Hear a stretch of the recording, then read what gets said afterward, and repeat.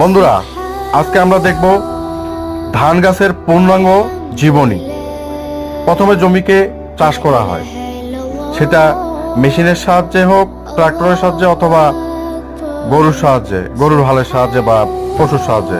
এরপরে এটিকে কাদাযুক্ত করে ধান ছেটানো হয়। তারপরে ধানের চারা বড় হলে এভাবেই নির্দিষ্ট স্থানে দূরত্বে লাগানো হয়। সেটা ছোট হতে পারে, বড় হতে পারে। দেখেন, এখানে সবগুলোই দেখানো হয়েছে, ছোট্ট চারা থেকে শুরু করে বড় চারাও এখানে দেখানো হয়েছে।